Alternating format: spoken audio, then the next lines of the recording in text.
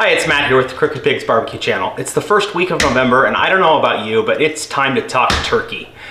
The problem when you make turkey for Thanksgiving is there's never enough turkey gravy to go around. So people find themselves using fake turkey gravy, powdered gravies, jarred gravies, canned gravies. One thing all of these gravies have in common is they're fake, they taste canned, they taste packaged, they taste artificial, and they don't do your Thanksgiving table justice. Today we're going to break down how to make a real turkey gravy above and beyond that which you can make with your own turkey that you roast on Thanksgiving Day. You're going to make a turkey stock ahead of time, and that turkey stock you can freeze. And then you can pull that out of the freezer on or around Thanksgiving Day. You can make a quick roux, you can put the stock into the pan, and you can make a turkey gravy with plenty to go around. It'll taste just like fresh roasted turkey gravy, and you can say goodbye to these fake gravies. Let's go over here to the stove and find out how. Okay, we're back, and our oil has come up to temperature, and our herbs have steeped in that oil, and now they are frying. So we're going to continue to fry these just until they start to brown, and then we're going to pull them out of our oil and reserve the oil.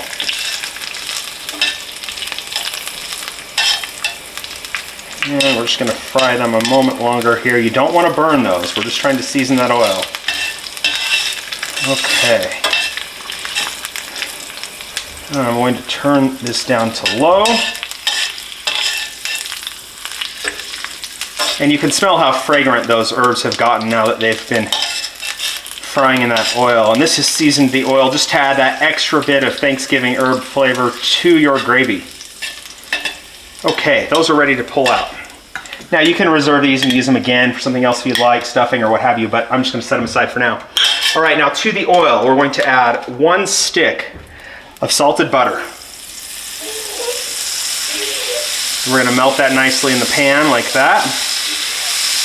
And this is going to be the base for our classic roux.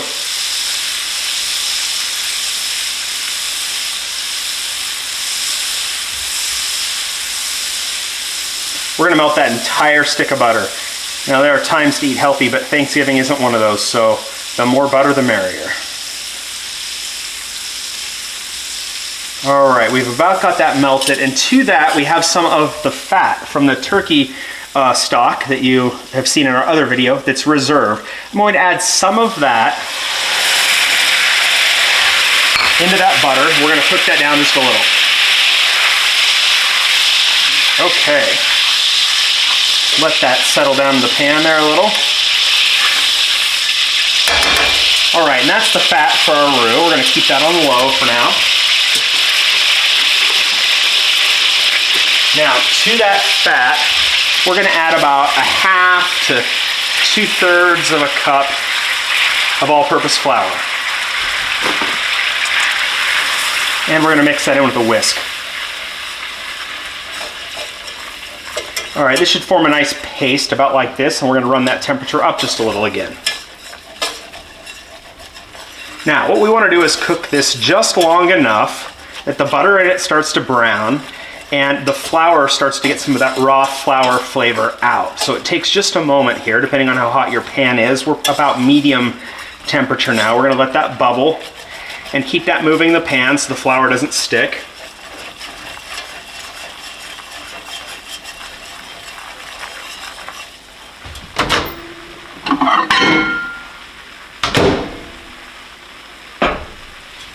And it's reducing some. You can smell it starting to cook out. We can already smell those herbs and that turkey fat flavoring this gravy. We'll keep browning that roux. And this here is what is going to thicken our gravy when we add the stock.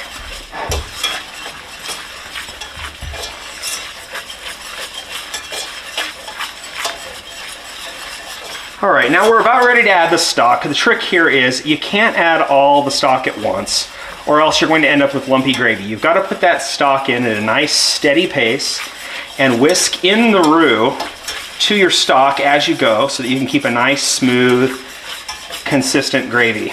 We're going to turn this up to about medium-high heat, and then we're going to start putting a little stock into our roux. And see, we're just going to mix that in nicely, and we're going to keep that going incorporate that into our roux and continue to add so we don't get any lumps in our gravy. And we're continuing to add and incorporate. We're about there. Okay, now we have about a quart of stock we put in here. And we're gonna continue to add and incorporate with our whisk. All right, there we go. Now, this gravy is not thick enough to serve at this point, but that's all right. The plan now is to reduce the gravy on the stove until it coats the back of a spoon and it's about the texture you'd like to have it on your Thanksgiving table. So we're going to let this run. Reduce that to about medium, and we're going to let this start to simmer, and I'll reduce it and we'll be back to show you how that looks after it's reduced. All right, we're back. Our gravy has simmered and has reduced. This has been honestly 5 minutes since we cut and went to the simmer.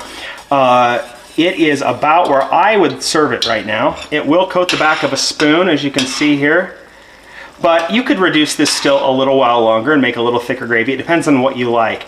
Now, if you have followed our turkey stock recipe, I only used about a quarter of the amount of stock that recipe made. So this is not all the gravy we can make with that. You could make a whole lot more gravy. This is only about a quart of turkey stock converted to gravy here. So that's about where I like it in terms of consistency. So now I'm going to reduce this to low. And if you look back to our turkey stock video, we have not seasoned our turkey stock basically at all throughout this process. We seasoned the meat just slightly before we put it on the smoker and before it went into the pot. It needs a lot of seasoning, a lot of salt. So what I like to do is start with an all-purpose rub. Again, one of my favorites is Heath Riles Garlic Jalapeno. We can hit it with a good amount of that, and what you're going to want to do is continue to taste this and come back and see whether you've got enough salt in it. And you don't have to use a barbecue rub if you don't like. You're welcome to use salt and pepper. If you don't mind chunks of black pepper, if you do, you can always use a white pepper. I'm going to go ahead and hit it with a little more of our free blend pepper. The pink peppercorns, the white peppercorns, and the black ones. I've got this on a pretty fine texture here coming out of my pepper mill. And we've got that good there. That's probably enough pepper. We'll incorporate that a little into the gravy.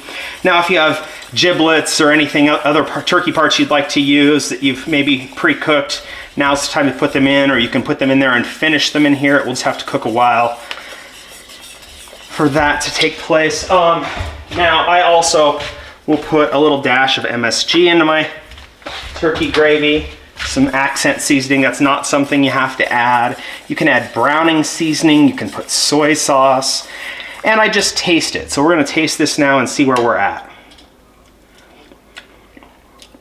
That is well seasoned, nice and balanced. It's plenty bright in acidity from the white wine we've used. If you'd like to brighten it up a little more, you could add a little more white wine at this point in time, or even some lemon juice or something citrusy. If you feel like it needs a little more sugar, some sweetness to offset the salt, you're welcome to add some sugar or something sweet at this time. However, I find that the apples that we used during the turkey stock process made for a nice, balanced, slightly sweet, very savory and salty turkey gravy. And this turkey gravy now is finished, ready to serve on your Thanksgiving table. And that didn't take much time. It was as easy to make as a packet of turkey gravy, provided you make that stock ahead of time and keep it in your freezer. So there's our Thanksgiving turkey gravy made on a smoker from homemade turkey stock, and it is miles better than anything else you'll find on the market in a packet or in a jar. Thank you. Thanks for watching our Crooked Pigs video on how to make Thanksgiving turkey the Crooked Pigs way. If you enjoyed this video, please subscribe to our YouTube channel, like the video, and share it with your friends. Also, don't forget, down in the comment section, please comment.